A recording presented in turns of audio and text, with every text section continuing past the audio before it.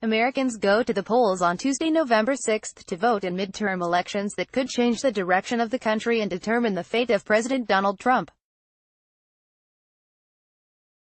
The U.S. midterms usually attract just two-thirds of the voters who turn out at presidential polls.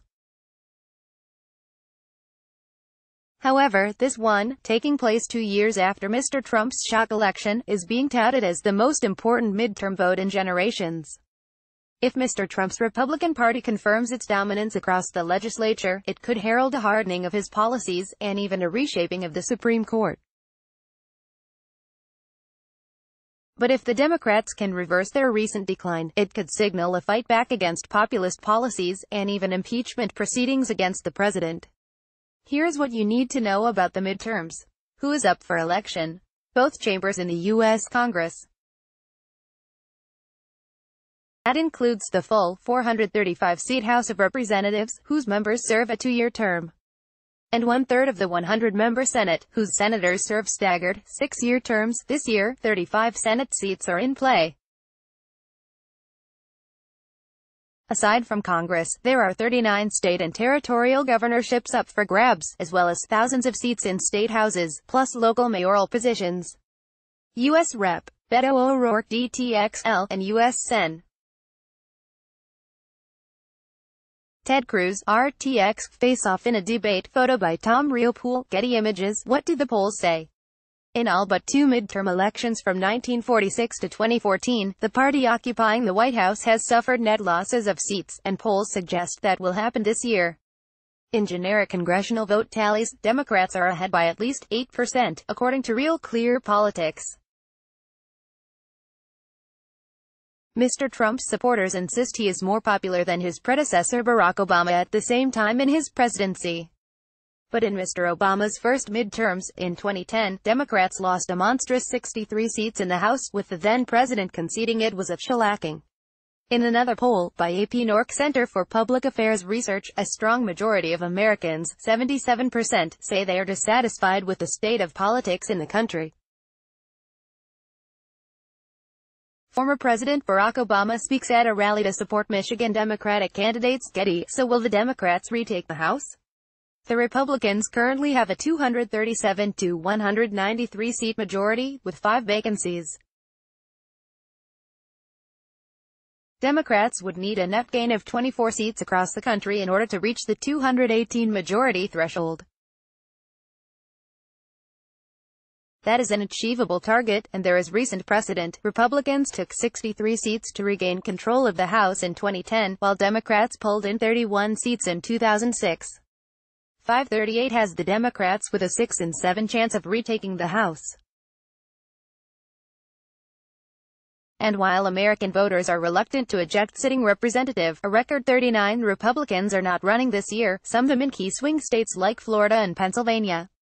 What about the Senate? This is trickier for the Democrats. While the Republicans have a slim majority, 51 to 49, the Senate's electoral cycle means that most of the seats up for grabs this time round are already held by Democrats. Just 9 of the 35 Senate seats being contested are held by Republicans, and many look to be safe. Another challenge for Democrats, 10 of their own caucus are competing in states that Trump carried in the presidential election. Nonetheless, 2 races to replace Republicans are in states where the incumbent is not running for re-election, and those 2 are Arizona and Nevada, both narrowly won in their last Senate election, in 2012. 538 gives the Republicans a 5 in 6 chance of holding the Senate. That's made easier as they also hold the presidency, giving Vice President Mike Pence a casting vote in the case of a 50-50 split. U.S. Vice President Mike Pence speaks in front of an F-35 Lightning II fighter jet in Las Vegas to support U.S. Sen. Dean Heller's re-election. Photo by Ethan Miller. Getty Images. How about the state governor elections? Democrats have long downplayed state elections, allowing Republicans to dominate governorships across the country. This complacency has come at a cost, as many state legislatures play major roles in redistricting processes, healthcare access, and civil rights legislation, among others. Now Democrats have a lot of ground to make up, especially because the last round of redistricting after their state-level losses in 2010 has put them at a disadvantage. But with Republicans are defending 26 states to Democrats' 9, there are still huge chances for gains. Democrats are either favored or on even odds in 11 of these Republican-held gubernatorial seats, according to the nonpartisan Cook Political Report. What are the main issues? The economy is purring smoothly at the moment, and Republicans say this is due to Trump's policies, notably his tax cuts. Democrats say most of the heavy lifting took place during President Obama's administration, and that the tax cuts, for the super-rich, are short-term measures that will start hurting the most Americans after Election Day.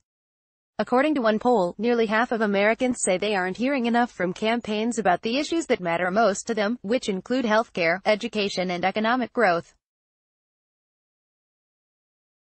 What has changed since 2016?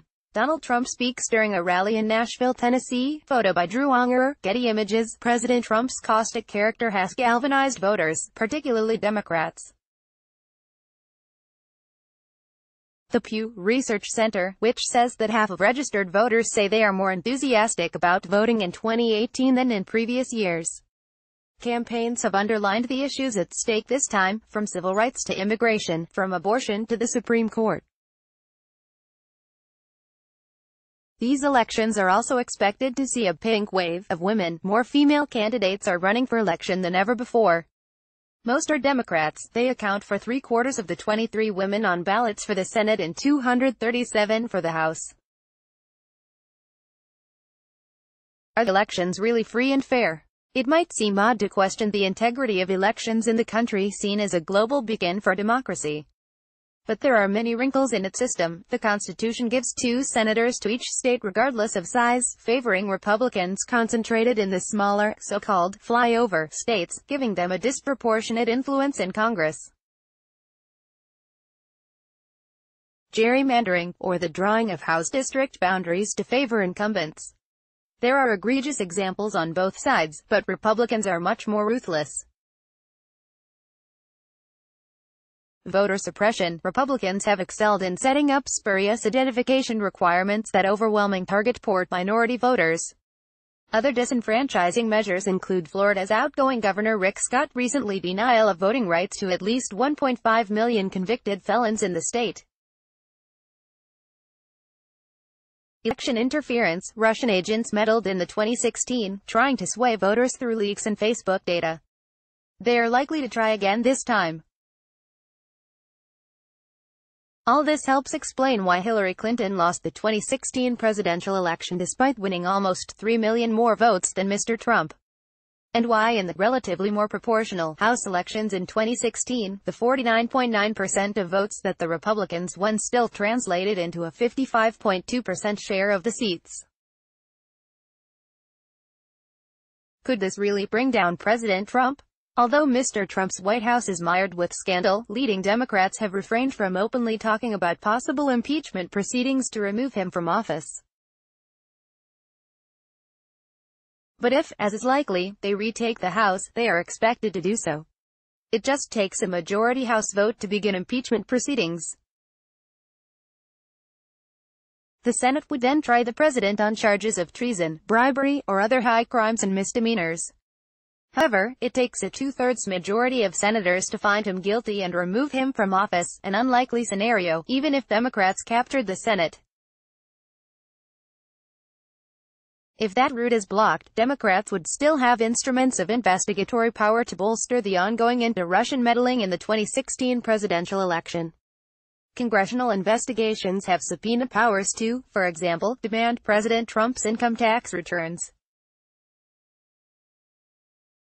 What happens next? If the Democrats do win back the House, the Republicans are likely to rush through some outstanding bills, business and appointments in the so-called lame duck session that runs in a few weeks until the new Congress is formally sworn in. From January, we can expect the first formal announcements by candidacies for the 2020 presidential elections, and the cycle will begin again. More on U.S. politics.